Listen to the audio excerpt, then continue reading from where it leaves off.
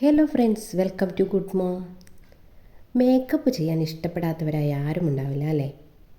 എന്നാലും നമ്മൾ മേക്കപ്പ് ചെയ്യുമ്പോൾ കുറച്ച് കാര്യങ്ങൾ ശ്രദ്ധിക്കാനുണ്ട്. അതേക്കുറിച്ചാണ് ഇന്നത്തെ വീഡിയോ.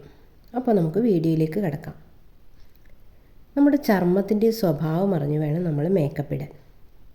3 തരത്തിലുള്ള സ്കിന്നുണ്ട്. ഒന്ന് വരണ്ട ചർമ്മം, രണ്ടാമത് സാദാ ചർമ്മം, 3 എണ്ണമയമുള്ള ചർമ്മം.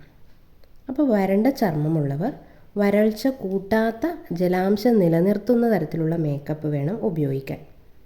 ഇനി എണ്ണമയമുള്ള ചർമ്മമുള്ളവർ എണ്ണമയം കുറയ്ക്കുന്ന തരത്തിലുള്ളതാണ് ഉപയോഗിക്കേണ്ടത്.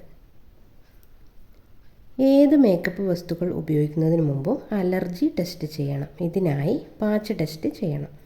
മുഖത്തിടുന്നതിന് മുമ്പ് അല്പമെടുത്ത് കൈകളിൽ ഇട്ട് നോക്കി അലർജി ഇല്ല എന്ന് ഉറപ്പ് വരുത്തിയിട്ട് വേണം മേക്കപ്പ് മുഖത്തിടാൻ വേണ്ടിയിട്ട്. ഓരോ വ്യക്തികൾക്കും അനുയോജ്യമായതും അലർജി പ്രശ്നങ്ങൾ ഇല്ലാത്തതുമായ ഉൽപ്പന്നങ്ങൾ തിരഞ്ഞെടുത്ത് വേണം ഉപയോഗിക്കാൻ. മികച്ച ഗുണനിലവാരമുള്ളവ മാത്രമേ ഉപയോഗിക്കാവൂ. കാലാവധി കഴിഞ്ഞ മേക്കപ്പ് വസ്തുക്കൾ ഒരിക്കലും ഉപയോഗിക്കരുത്. പിന്നെ മേക്കപ്പ് ചെയ്യാൻ ഉപയോഗിക്കുന്ന ബ്രഷുകളും മറ്റും ഓരോ തവണ ഉപയോഗിച്ച ശേഷവും കഴുകി വെയിലത്ത് വെച്ച് ഉണക്കിയെടുക്കണം. അല്ലെങ്കിൽ പൂപ്പൽ ബാധ ഉണ്ടാകാൻ ഇടയുണ്ട്. പിന്നെ സ്വന്തം മേക്കപ്പ് കിറ്റ് മാത്രം ഉപയോഗിക്കാൻ ശ്രദ്ധിക്കുക. അവ പങ്കുവെക്കുന്നത് അലർജിക്കും രോഗങ്ങൾ പകരാനും ഇടയാക്കും. ഉറങ്ങുന്നതിന് മുമ്പ് മേക്കപ്പ് പൂർണ്ണമായി നീക്കം ചെയ്യണം.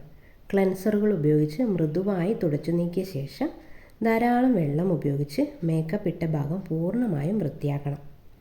അല്ലെങ്കിൽ രോമകൂപങ്ങൾ അടഞ്ഞ് മൃതകോശങ്ങളും സെബവും മേക്കപ്പും ചേർന്ന് ചർമ്മത്തിൽ കുരുക്കളും മറ്റും ഉണ്ടാകാൻ ഇടയാക്കും. അപ്പോൾ എല്ലാവരും ഈ കാര്യങ്ങളൊക്കെ ശ്രദ്ധിച്ച് മനസ്സിലാക്കിയിട്ട് വേണം മേക്കപ്പ് ഇടാൻ വേണ്ടിയിട്ട്.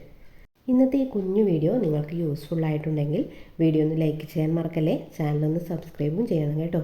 അപ്പോൾ നെക്സ്റ്റ് വീഡിയോയിൽ കാണാം. താങ്ക്